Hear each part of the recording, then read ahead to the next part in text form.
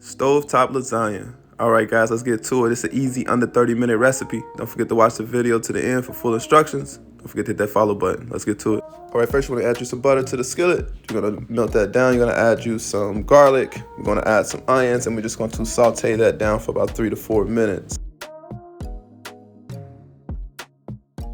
Alright, next you're going to add your protein choice. I chose ground turkey. You can use any protein choice you want to. You can use chorizo, ground beef, whichever you prefer. I went with ground turkey, just a more lean, more tender style type of meat. You're just going to cook that down.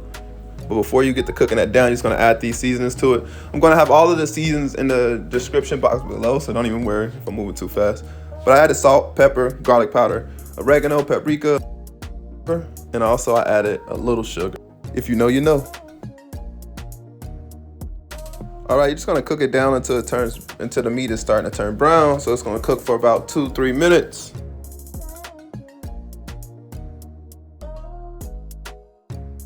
All right, next, don't forget to strain your meat, guys. We're gonna strain out the protein. So I'm gonna just take this strainer right here. If you have a strainer like this, you can use this or whatever type of strainer you have in your house. You're just gonna pretty much strain out as much juice as possible because you don't want it to be super greasy or just, really greasy. So you just wanna strain all that grease out of it, really.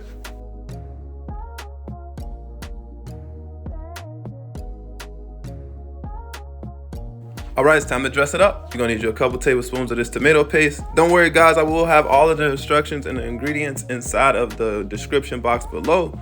So if you're looking for any specific measurements, that's where you can look at.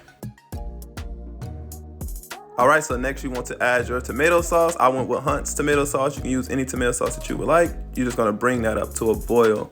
All right, once it starts to boil, we're gonna add some fresh parsley. We're just gonna mix that in there really well.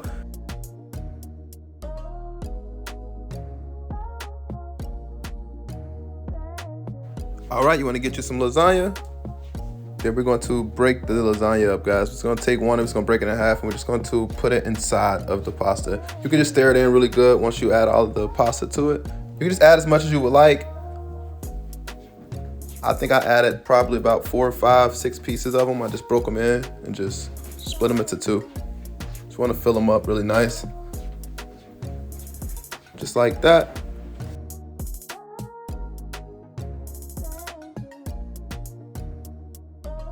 All right, so after I got done adding all of the pasta inside, I just added a few more to the top. I took some water and I added it to the tomato Hunt's can just to mix it in with some tomato sauce. And I just added it to the top of the pasta noodles because I want the top of the pasta noodles to get soft as well. All right, so next we're going to place a lid on top of that. Then we're going to let that simmer for approximately 15 minutes, guys. Just cut it down as low as you can, and then we're just gonna let that simmer. And while we're doing that, we're gonna get to our ricotta. All right, so you just wanna take 2 eggs, and you wanna add it in, you wanna mix it in really well. Then we're going to add our ricotta cheese to the mix.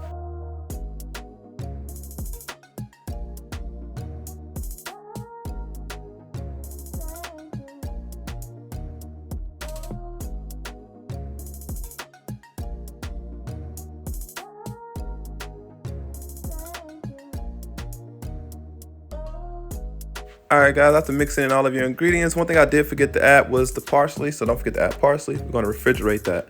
Then we're gonna check on our pasta, all right?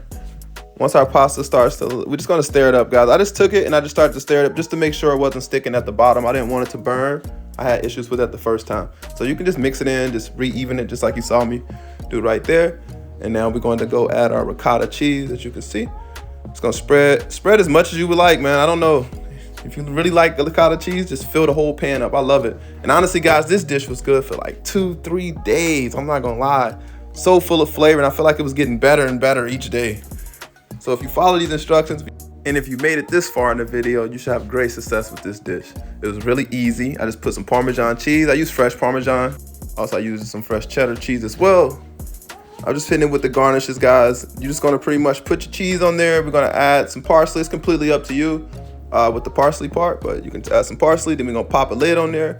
We're just gonna leave it in there until the cheese starts to melt, guys. Once the cheese starts to melt, then that's when you know it's ready, just like that.